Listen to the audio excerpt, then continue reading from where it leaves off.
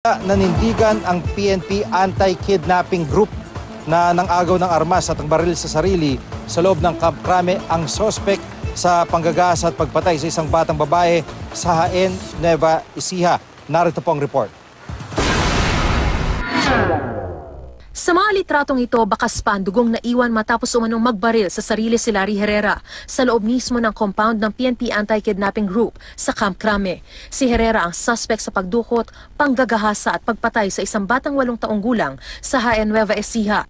Ayon sa officer in charge ng Luzon Field Unit ng PNP Anti-Kidnapping Group na si Superintendent Arthur Masungsong, pabalik na ng kanilang opisina si Herrera matapos ang inquest proceedings sa Department of Justice. Habang naglalakad patungo sa kanilang detention area, inagaw umano ng suspect ang baril ng kanyang escort na si PO3 Felix Parafina at binaril ang kanyang sarili. Isinugod pa sa PNP General Hospital ang suspect, ngunit idineklarang dead on arrival. Sa isang press conference kaninang umaga, idinetalye ni PNP AKG Director Senior Superintendent Glenn Dumlao ang mga pangyayari. Ayon kay Dumlao, 2 lang ang escort ni Herrera habang ibinabalik siya sa detention area. Nauna raw maglakad si PO3 Parafina sa masikip na hallway, kaya't nagawa raw ni Herrera na dukutin ang baril nito mula sa likuran. Pababa sila pa in December. Pero of course, 2 yung gwardiya lang na naiwan na sa kanya na papunta na doon sa pababa ng van namin. And accordingly, grinab niya yung service firearm nung nasa una at ipinutok niya sa sarili niya. Ayon pa kay Dumlao, sinabi ng mga escort na nabigla sila sa nangyari kaya hindi agad nakakilos. Nakaposas daw si Herrera pero nakapwesto raw ang kanyang mga kamay sa harapan. Matapos magbaril sa sarili, agad namang kinuha at isinuko sa mga investigador ang naagaw na service firearm habang isinailalim sa paraffin test ang 2 escort. Nireport namin sa SOD ng camp.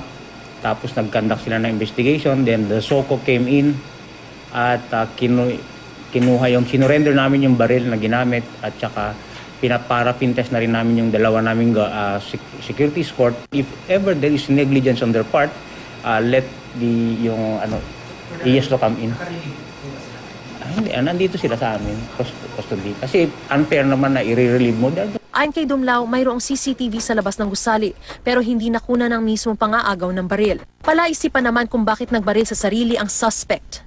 Unang-unang rason namin, ano kaya ang nag-udyok sa kanya? Ang unang-unang alam namin, alam niya, if rape ang kaso mo at babalik ka dyan, nako, papatayin ka rin eh.